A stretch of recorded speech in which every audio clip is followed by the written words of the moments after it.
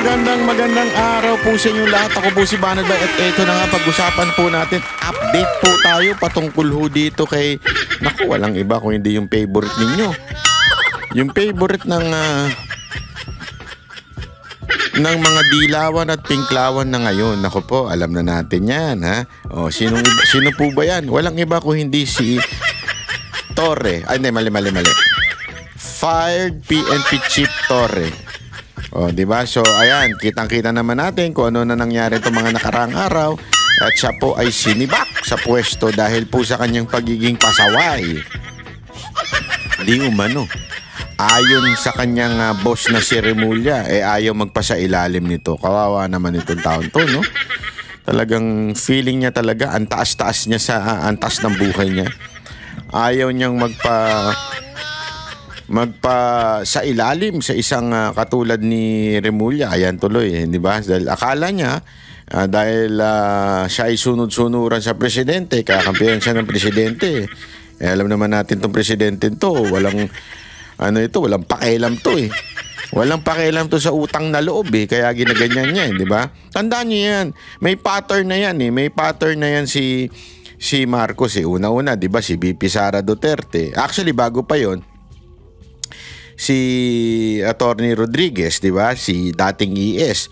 Oh, sinamahan siya tapos hindi man lang kinampihan dun sa mga umaaway sa kanya.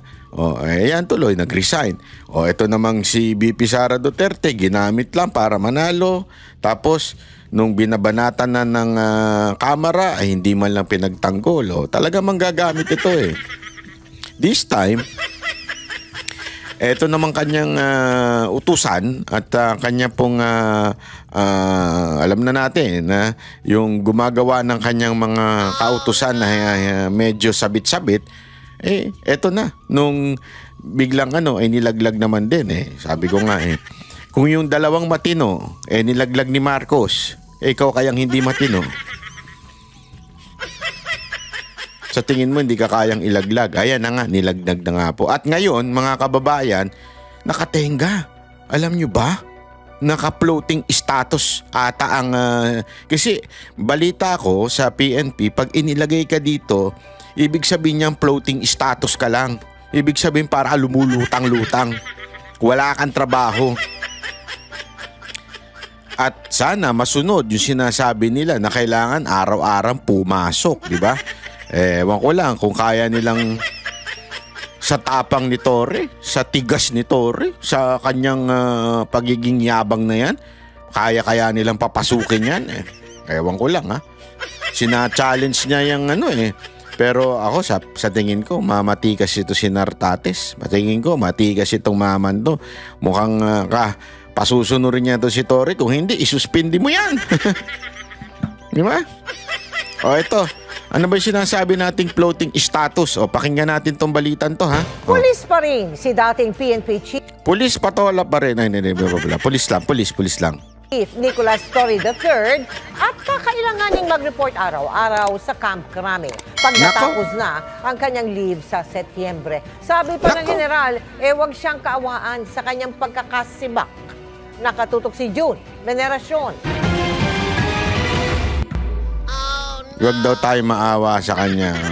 Huwag ka na rin magdrama para hindi kami maawa.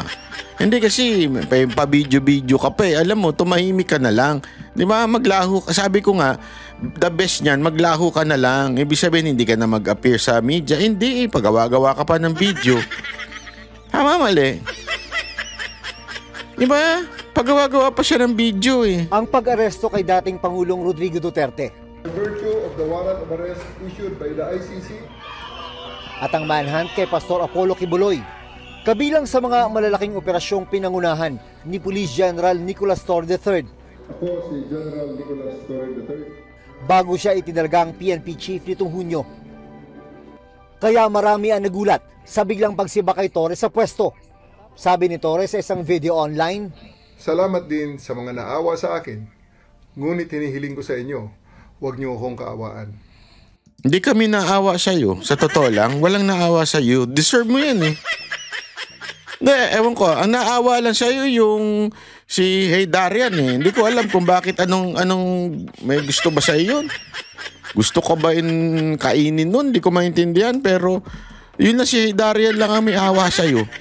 Kami po hindi, deserve mo yan. Kulang pa nga yan eh. Dapat sa'yo makulong eh. Hindi, honestly dapat sa'yo makulong. Sige, ginawa mo kay Pangulong Duterte? Bakit kami maawa? Ginawa mo sa KOJC, kay Pastor Kibuloy?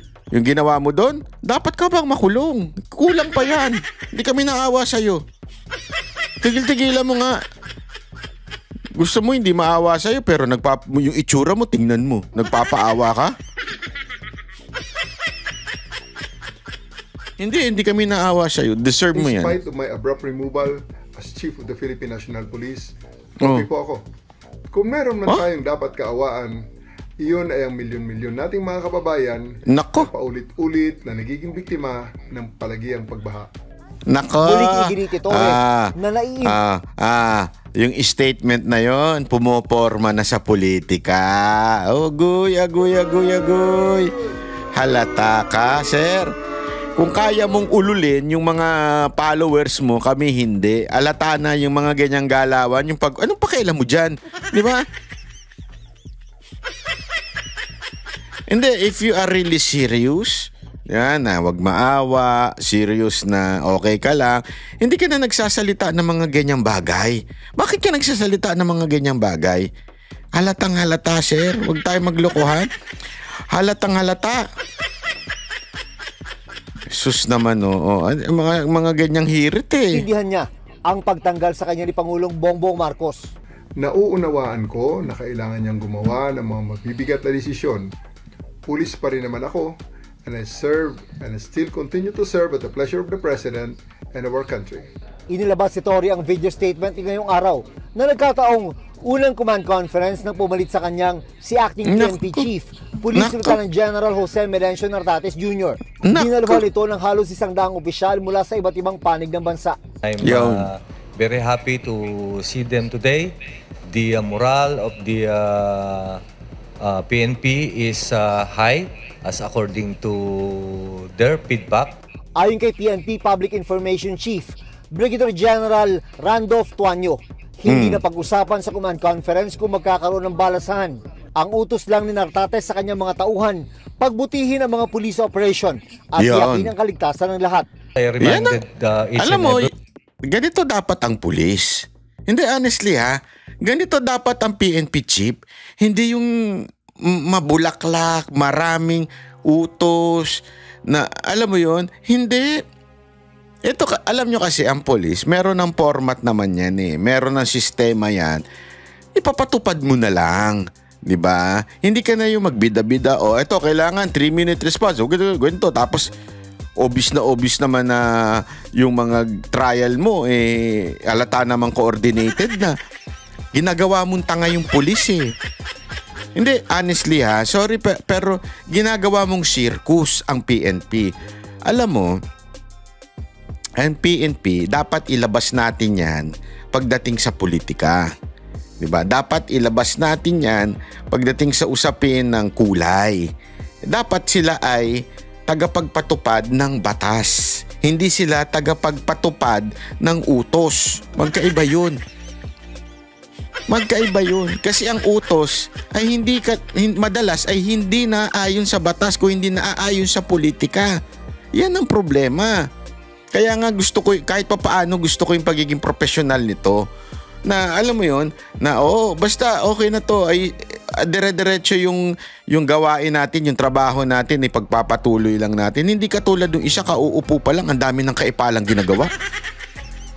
Mantakin mo, involve mo yung PNP chief ka, involve mo yung sarili mo sa isang circus na boxing na ikaw ang gumawa, ikaw lang ang nag-set, tapos kung ano-anong foundation na kailangan mo dyan para tayong gago, para tayong tanga sa circus na ginawa ninyo. Binaboy nyo ang PNP, tapos naka-required yung mga PNP personnel na umattend. Napaka-obvious naman ng mga itsura ng mga taong umattend, alatang puro police. Di ba? Circus eh. Alam mo, ako, may kahilingan lang ako, Mr. PNP Chief Nartates. Make the PNP professional. Again, make the PNP no color, 'di ba? hindi maka Marcos, hindi maka Duterte, hindi maka ano, kung hindi maka batas. Yun lang. Let's apply what the law says, and I think papalakpakan kayo ng tao eh. Yun lang yan eh. Pero kung yung politika ang iintindihin, katulad ng ginawa ni Torre, naku po, yari tayo dyan.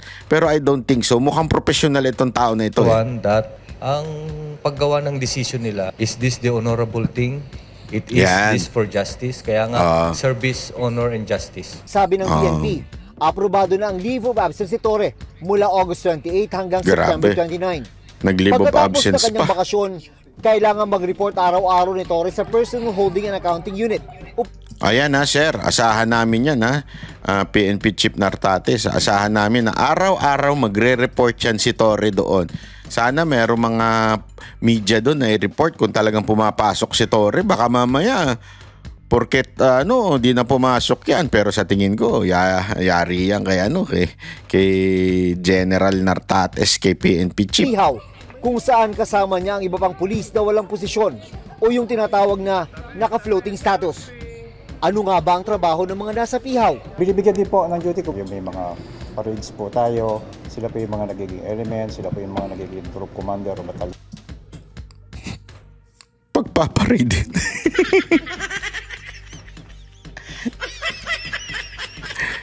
Si Torre magpaparade na lang ng ganun. Anyway, magaling naman siyang tumalon eh.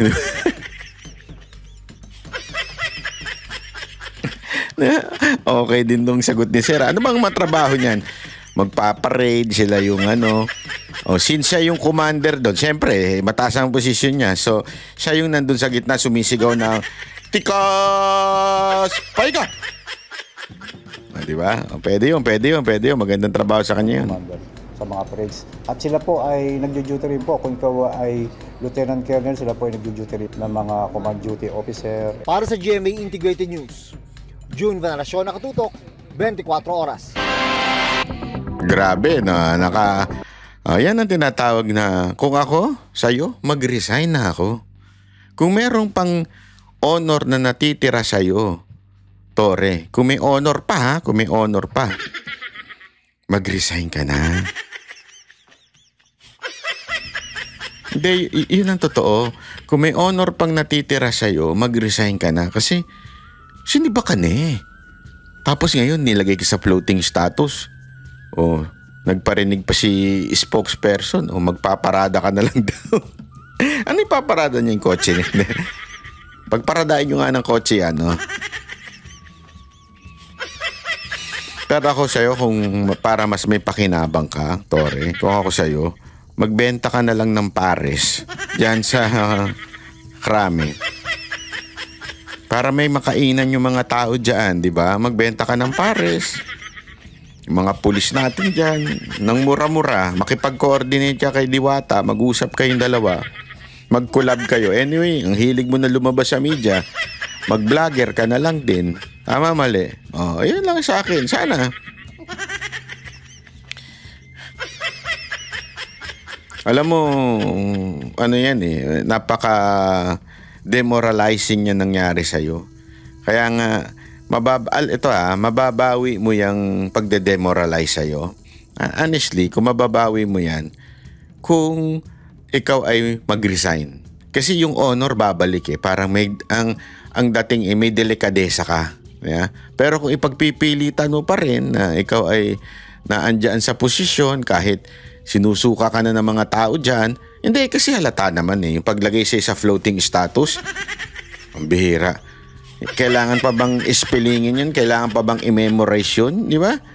Hindi na kailangan i-memorize yung ibig sabihin ng ganong klaseng status mo. Kaya nga, pagka ganun, bitaw na. Di ba? Yun lang yun eh. Bitaw na. Para maibalik pa rin kahit pa paano yung dangal na meron ka, kung meron ka man ha. Pero kasi, ewan ko ha. May dangal ka nga ba?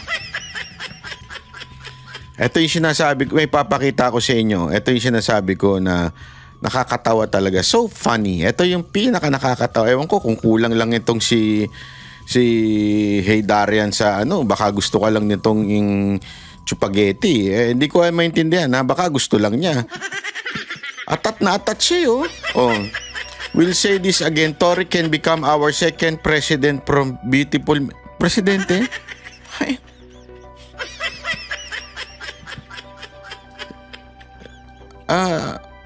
Richard, anong tinitira mo? Hindi, ako tanong lang po ito, wala po akong pagbibintang dito. Anong tinitira mo? Rugby ba o amoy ng medyas mo? Hindi. Ano ba tubig nyo? Tubig kanal? Hindi ko magets eh. Gago! Bakit ganyan yung utak mo? Presidente? Seryoso ka ba dyan? Presidente? Baka nga dumalaw lang yan sa isang lugar. Langawin yan eh. Tapos sabihin mo, Presidente? Ewan ko is this a desperate move? Dahil walang pantapat kay BP Sara Duterte at sure shot na si BP Sara Duterte na maging Presidente? Di ba?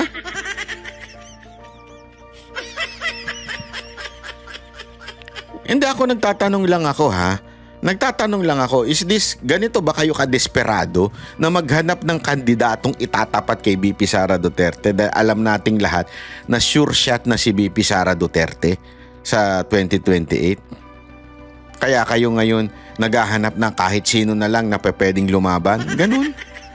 Dahil alam niyong kulelat lahat ng kalaban ni BP Sara Duterte? Garabing desperasyon to Totoo. This is a very desperate move. Grabe talaga. Ewan ko na lang kung anong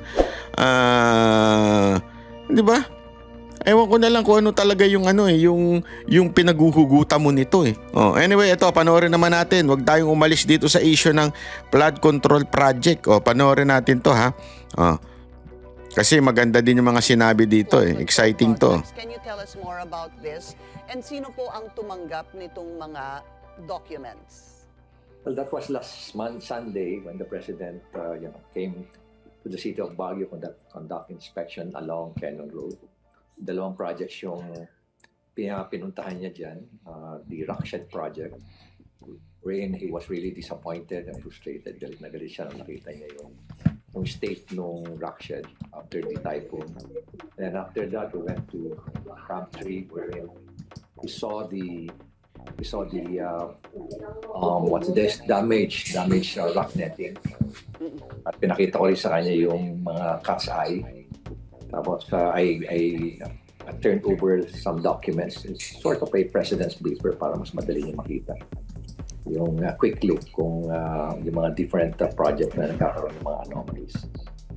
So, am I to believe, sir, that what you sent the President after the inspection in Tuba, Benguet, are documents related to the Rockshed issue and dinagdagan niyo po sa issue ng mga cat's eye?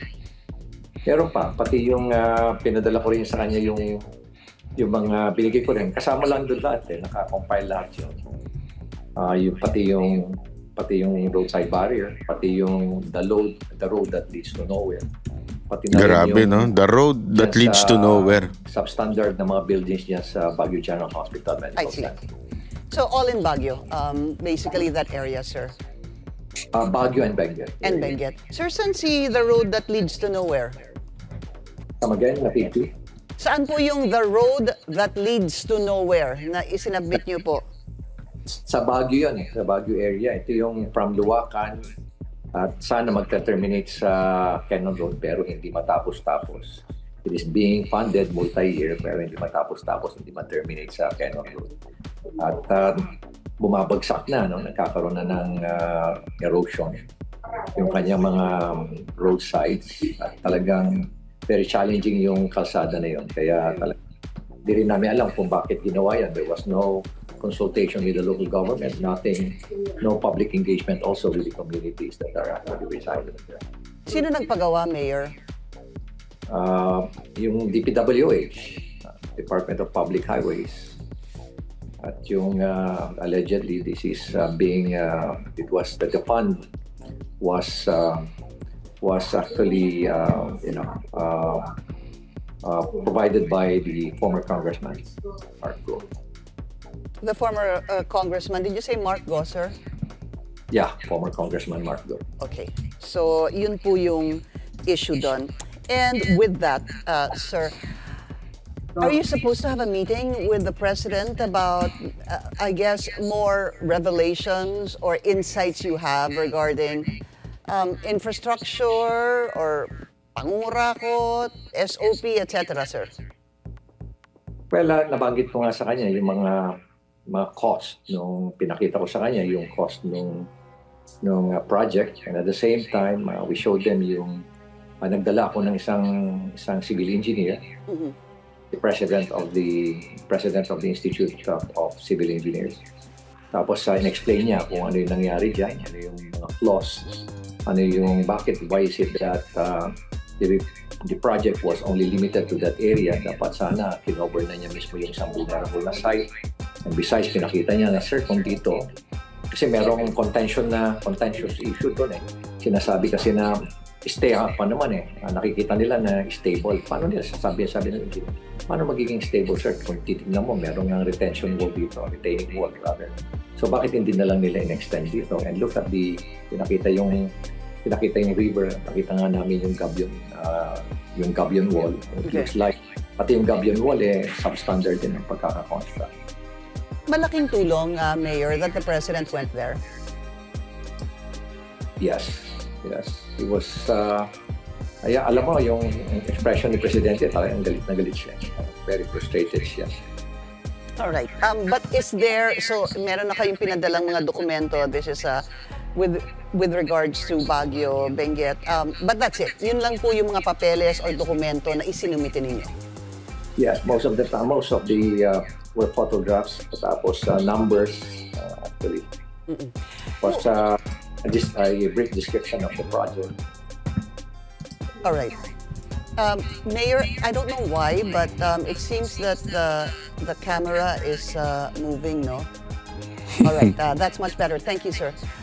Let's talk about this, the investigations that are happening. One, the Senate will have its day 2 of its investigation into flood control projects this coming Monday, kung saan ipapatawag na po yung ilang mga, sinapina na po rather, itong mga contractors. And then of course the House hearing that will start on September 2. That's a Tuesday. Have you been invited to the House hearing, or were you even invited in the Senate hearing, sir? Yeah. Lagi nga nila akong inahamon dyan sa House of Representatives, pero wala naman silang pinapadalang notice. And besides, kung nakatanggap naman ako ng notice, with all due respect to the House of Representatives, of course I will attend. Ganun din yung sa Senate, wala naman ako natatanggap na any notice whatsoever that I will attend the Senate hearing. So you're ready, sir, whether it be the Senate or the House? Yes, I will attend definitely kung makatanggap ako ng notice. Mayor, ang sabi po sa House, kung kayo po ay iimbitahin, maganda po magdala kayo ng mga dokumento and name names. Is this something that you will be able to do in the event that you are invited and you show up, sir? Well, sabi ko nga po, that would depend on I will reveal everything. That would depend on their questions. But what is important here is, sabi ko nga, they should not treat me as an accused. They should treat me as a resource person. Yun lang, patay tayo dyan. Kasi alam mo naman, pag nag-invite ang Kamara, kakayanin nila to si Magalong. Na, alam mo, ako honestly, nag-aantay ako sa mga revelasyon ni Magalong kasi medyo matagal na itong nagsasalita. Pero, to be honest, medyo parang wala pa. Hindi ko naman sinasabing wala talaga. Pero parang wala pa. Parang hindi pa, hindi ko pa matansya kung bakit hanggang ngayon wala pa siyang mabanggit na particular. Unlike yung kay Marcoleta, na detalyado pag nagbanggit siya tungkol sa kontraktor, ano ginagawa ng mga kontraktor na ito, di ba? Dito, parang wala siyang, hindi pa niya pinapangalanan. Puro, sana lang. Again, I'm not being negative o pessimistic about sa mga revelation nito ni Magalong. Pero bitin pa ako Kaya I really want na sana maimbitahan na siya sa Kamara para tingnan natin. Meron bang substance yung sinasabi ni Magalong o baka naman wala? At least pag naano natin yun, malalaman na natin. Ewan ko kung ano mangyayari. They should allow me to present deliver my presentation and my message or manifestation. Sa presentation, sir, would you be able to present documents that will point to corruption doon po sa stakeholders, whether it be politicians, the DPWH, or contractors? If you were to present that in the House hearing, ito po ba makakapagturo na? Okay, go ahead, sir. Yes, thank you, absolutely. Siyempre, yun naman ang gusto nila makita, di ba? Useless lang naman kung magsasalita lang ako corruption without presenting anything. So I need to present some proof that there's massive corruption that is happening in various projects of the PWH and also especially issues of flood control. Ready na po kayo doon? Handa na po kayo doon? Yeah, handa na kami doon. Kaya naghihintay na lang nga ako ng tawag nila. Opo.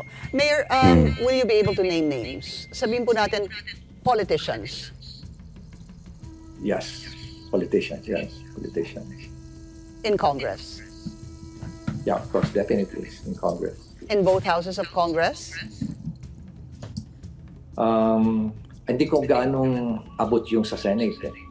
Ang abot ko lang is admittedly dun lang sa House of Representatives. And if you... Go ahead, sir. I would prefer to appear sa House of Representatives. Yung pong, so wala ho kayong, sabi mo, hindi nyo abot. In other words, wala kayong mapapangalanan. Yung po ang pagkaintindi ko ng mga senador. Pero meron kayong mapapangalanan ng mga congressman or maybe congresswoman. Ano po? How many, sir? Ilan ho inyong ma-identify o mapapangalanan? Siguro, Pinky, hintayin na lang natin na tawagin ako at doon ko na lang i-reveal lahat para hindi anti-climactic. Pero yung numero po na 67, ilang beses na po lumabas yun? Yeah. You're cutting out. Okay. Mayor, sabi mo nga, ayaw mo sabihin dahil anti-climactic, pero lumalabas na ho kasi yung numero na 67 na congressmen or women, ano po? Yun ho ba, more or less, yung papangalanan ninyo? Alam mo, maski na doon sa 67, hindi naman lahat doon involved sa anomaly siguro. I presume.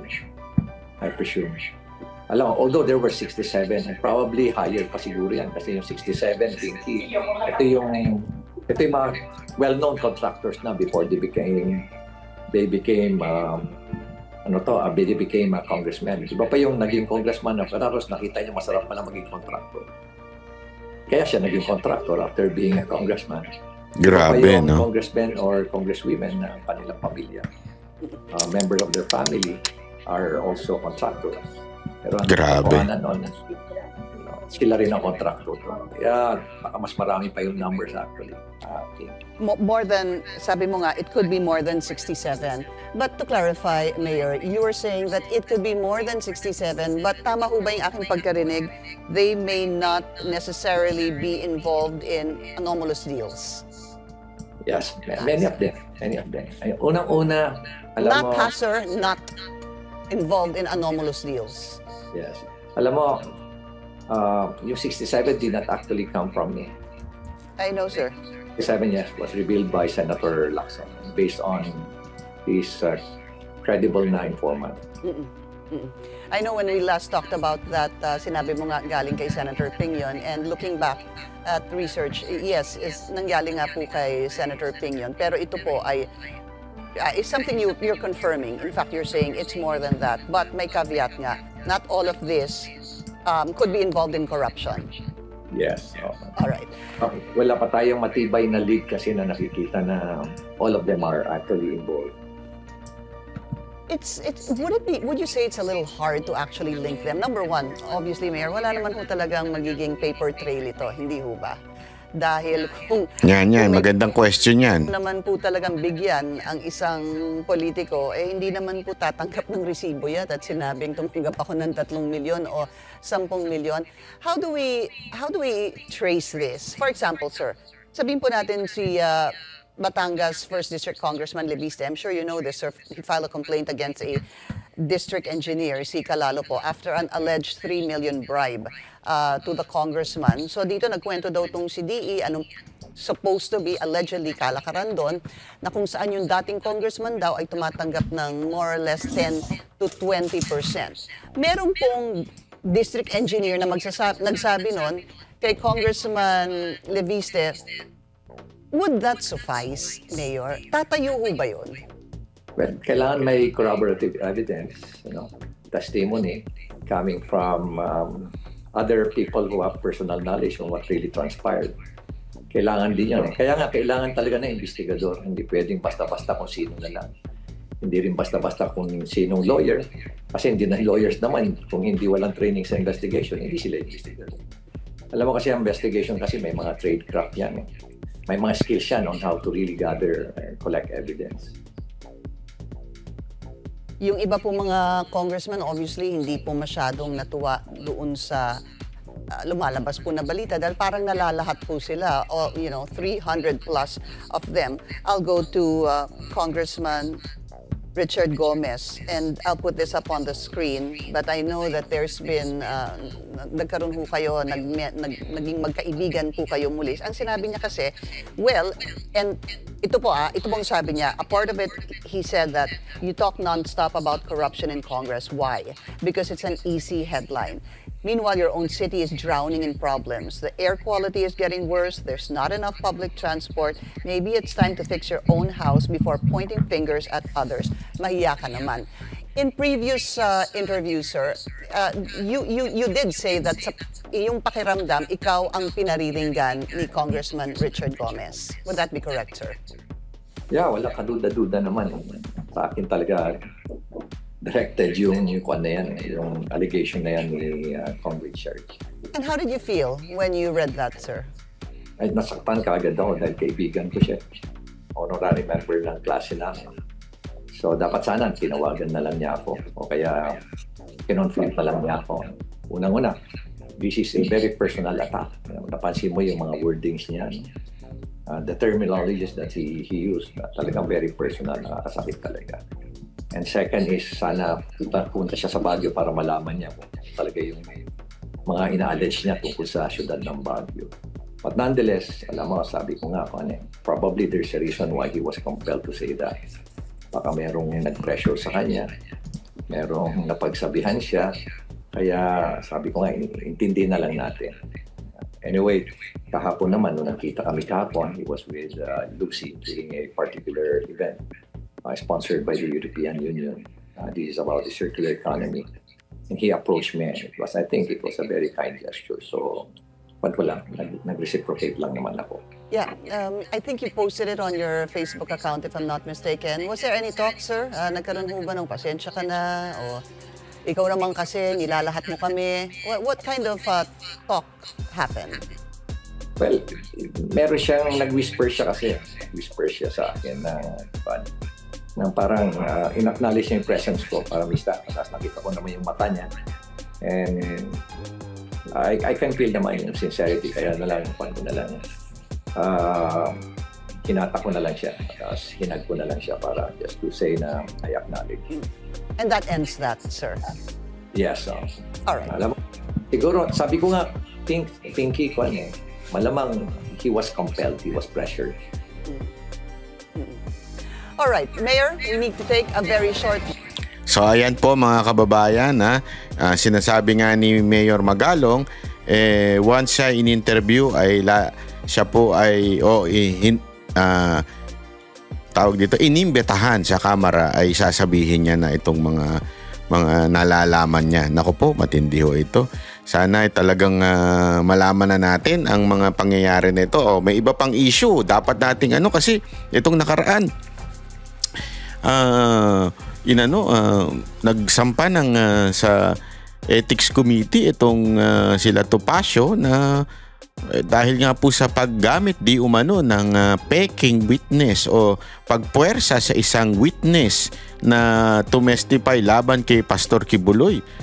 ay umamin na sinabi ang may kagagawan ay si Risa Ontiveros. Kaya ngayon, yan ang basihan para pag nagsampa si Topacio ng kanyang ethics complaint. Ang nangyayari po, this is, tama naman si Ontiveros, this is nothing new. Kasi kaya lang, she has been getting away with so much for so long a time. Nag-umpisa pa, partner, di ba yung kay Kian? Yes. Na kinuha niya yung mga witnesses, nagpatulong sa amin yung magulang, grabe, para yung mga minor na kinuha Senator Ontiveros. Pangalawa sa Farmally. Nag-testify, may affidavit yung mga witnesses sa Farmally na binayaran daw sila para mag-testify falsely against Farmally executives. Pangatlo, yun na ngang kay Murillo. So pattern na po ito eh. Someone has to tell her, stop.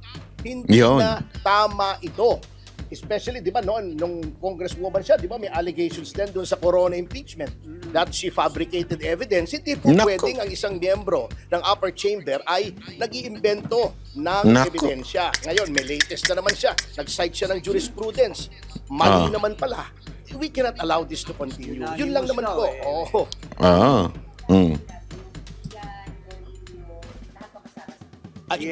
Apo. At saka itong sa yung kay Kian, that was in 2017. Kinupkup niya yung mga bata na possible witnesses. In fact, we wanted to bring her to justice. Nag-file kami ng kaso. Attorney Malyari, Attorney Ifurong, and myself, we filed a case against her for kidnapping of minor sa ombudsman. Pero we felt that there was an injustice dahil after we have filed the case, wala na, parang bula na lang. Tapos itong 2 weeks ago, pumunta ako doon, na-dismiss na pala. Hindi ko natanggap yung papeles.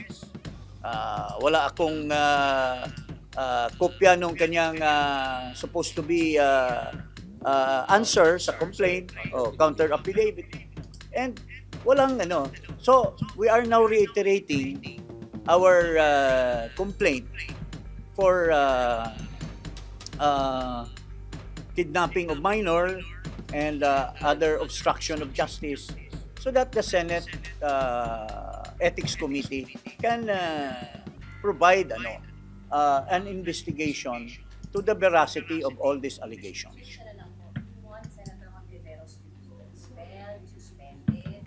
Well, that is up to the Ethics Committee, sa mga members ng Ethics Committee. If she's found answerable, then syempre may accountability yan. And it's up for the Senate members to provide the proper penalty for such an offense if she is found guilty for committing such offenses. May idadagdag lang ako to be clear. Yung penalty kasi, that's it ranges from censure, suspension, or expulsion. Pag ang Ethics Committee nag-recommend by majority vote, the plenary will have to vote by 2/3 vote for conviction. So, yun po ang procedure. So, it's up for the plenary to impose the proper penalty depending on the gravity of the disorderly conduct or behavior. We are not saying that she's already guilty kasi she's entitled as every... Maasahan kaya natin yung mga alam na natin, mga supposed ding kaalyado. Ewan ko lang Naku po, patay tayo dito. Hindi, sana lang maging patas. Maging patas lang po yung investigasyon. Yun lang naman Siyempre, hindi naman natin pwede silang puwersahin na, ito ang gawin mo, ito ang gawin mo. Hindi, maging patas lang po tayo sana. One else to due process of law. At saka, I want to give an instance. I just don't want to mention a member of the Senate na sinampahan ng kaso sa ombudsman. There was already a decision from the ombudsman to suspend. Pero sabi ng Senate, walang pakialam ang ombudsman, walang pakialam ang ibang ahensya. Ang Senado lamang ang pwedeng magdisiplina ng kanilang miyembro. Kaya wala naman tayong ibang recourse except to file this case with the Senate through the Ethics Committee. Yun po. last na lang po, no? Just to respond. Kaya nga sana sa mga senador, wag naman sana natin protektahan ng kabaro natin. Kung meron ba talagang kasalanan to si Ontiveros, kasi isipin mo kung totoong may kasalanan ito, ginagamit ang Senado para sa political advantage niya, di ba? Na gumagamit ng mga peking witness. So kung ito ay mapatunayan, sana parusahan ng yung karapat-dapat na parusa. Kasi tandaan ninyo, yan po yung ginamit doon nung hindi mapatunayan yung mga kaso kay Tebes. Yan ang ginamit ng Congress, ng Kamara, di ba? Ethics complaint, tas tinanggal si Tebes. Hindi mapatunayan yung mga kaso niya, wala pa, tumatakbo pa sa korte.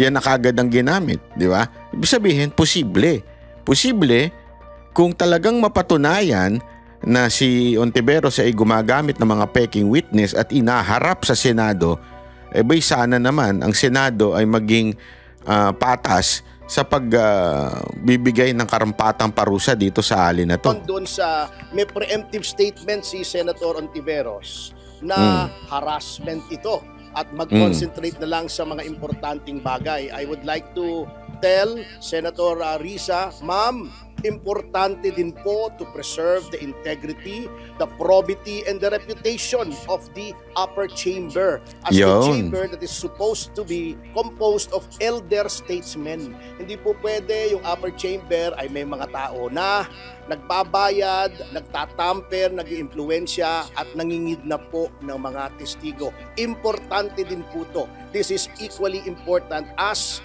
the inquiries that you are undertaking right now. So, wag niyo po sabihin harassment po ito. Tugunan niyo na lang sapagkat may pruweba po kami. At saka, hustisya po ang importante. Kasi, kung nagdadala ka ng testigo, if you bring a witness na tampered or false yung testimony, tapos may iniimbestigahan kayo na tao, at you are alleging that this person has committed an offense, tapos yung testigo pala ay paltos or palso. Kawawa naman yung hinahabla nyo or ini-inquire nyo or iniimbestigahan nyo na he will be or she will be found guilty because of a false witness. So, dapat lang na ang batas ay yung rule of law should prevail. Pagka-file na, para may tatak na. Sa kanila, sino pa po ang susuporta sa iba kahit Hindi natin alam.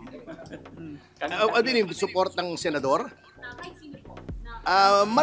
Marami. Kaya lang, makikita nyo naman in the next, if this is to be heard, may mga ipipresenta po kaming mga testigo. She is entitled, as Attorney Luna has said, to due process. Ayaw naman naming i-railroad, kaya hindi pa po kami nagsasalita hanggang ngayon except to give a brief factual background sa media. So we will not prejudge this, we will let the Ethics Committee do its job. We got a media advisory for the filing of an ethics complaint against me this afternoon. I know it hasn't been filed, but they've already announced to the media their intention to file. So, what do you make of this ethics complaint that is going to be filed by the group of Attorney Ferdinand Topacio? Recycled lies, harassment. Tama naman. Recycled. Kasi this is not the first time na mangyari daw to sa'yo, sa ginagawa mo. Madam Ontiveros, this is not the first time. Sabi nila Topacio, so tama ka, recycled. Ang problema lang, lagi ka nakakalagpas doon sa mga unang akusasyon sa'yo nila Topacio. Alamin natin. Tignan natin. Ano pa nga ba? Tsaka harassment. Sandali, sino mag-haras sa'yo? I mean, sino mag-haras sa'yo? Mga Duterte? Wala na nga dito. Si wala din power. Alam naman natin, si BP Sara, wala ring power. Don't tell me, yung mga vlogger na nag-haras sa'yo. Naku, lalo naman, dinimanda mo pa nga. Isa alam naman si Topacio. Isa kasama rin sa demanda si Topacio. Ikaw ang senador. Ikaw nasa kapangyarihan. Harassment should be doon sa nasa power, hindi yun sa nasa ilalim. Hindi harassment yan. Ako naman ay buong loob kong haharapin yung complaint nila once na mabasa ko. Ma'am, sino sa tingin mo nasa likod nila? Initiative nila yon o may tao behind them? Ano ba yung track record nila? Laging may nasa likod din. Bet wala kang gana. Bothered in the sense na ang naming trabahong ginagawa dito sa Senate. May mga drama pa dyan, pero sige lang, di po kami magpapadis. Madam, ikaw ang puro drama. Ikaw yung nag-demanda eh. Di ba? Ikaw yung nag-accuse ng kung ano-ano eh, na alam naman natin, napaka-onion skin mo. Kasi supposedly, wala namang inaano sa iyo yung mga vlogger. Sinasabi lang naman nila, uy, sagutin mo itong bintang sa iyo ng isang mga witness na dinala mo dyan. Busy rin kami sa buhay namin. Pero ikaw, ano inatupag mo? Politika. Idiin ang mga supporter ni Pangulong Duterte. Di ba? Ikaw ang puro drama. Ikaw ang dapat hindi ka na dapat naggaganyan pa. Official ka tapos napaka-onion skin mo, tas ngayon binalikan ka, ikaw na ngayon sasabihin na napagpapaawa effect dyan. Basta pagka-file nila, babasahin namin ang complaint at haharapin namin ang buong buo. Ma'am, ano ko lang, si Senator hindi pwedeng kalahati chair ng ethics. Actually, now that you ask, hindi pa po nako-constitute ang Committee on Ethics. Kasi na ano lang po, din si Attorney Topacio po yata ay deputy spokes ng kanilang partido. That's right.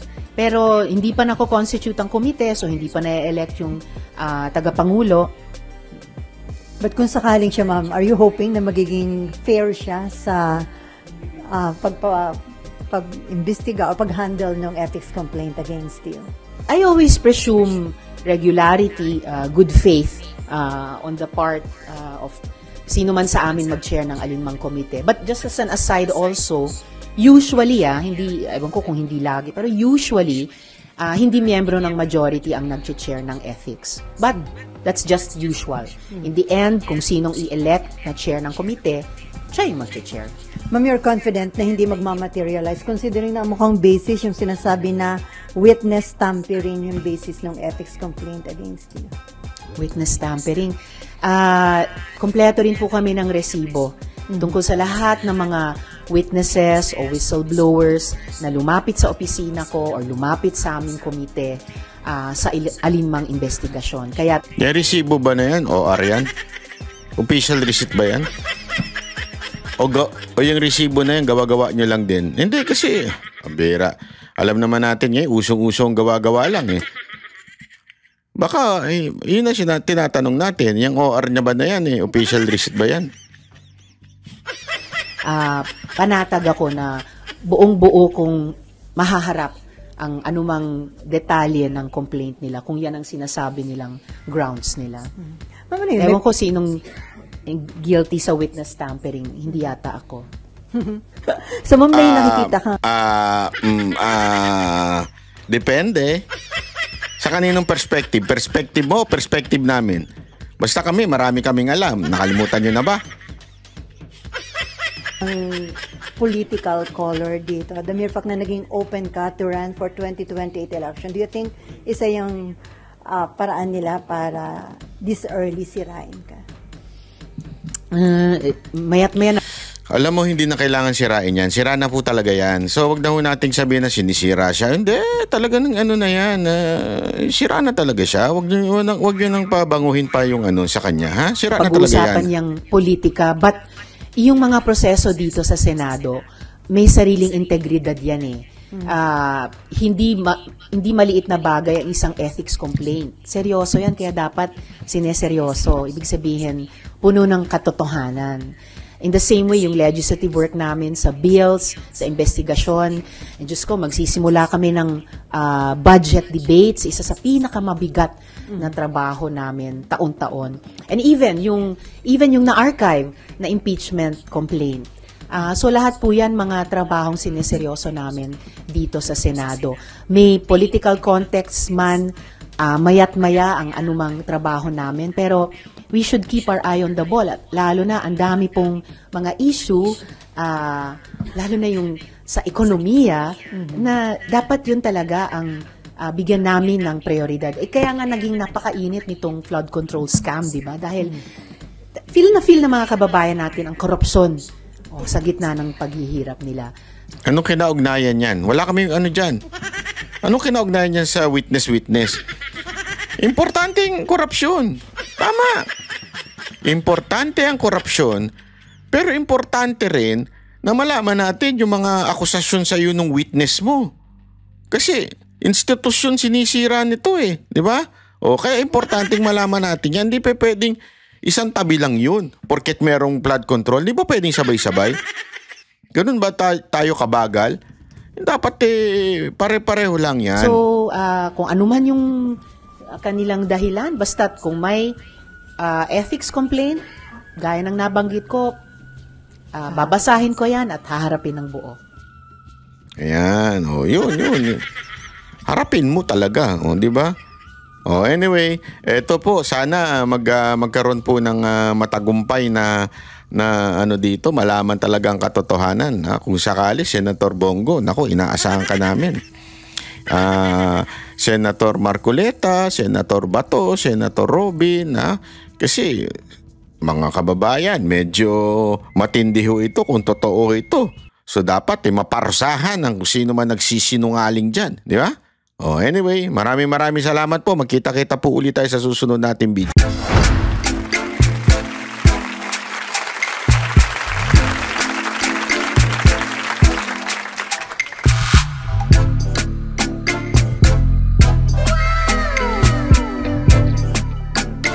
The next performance will start momentarily.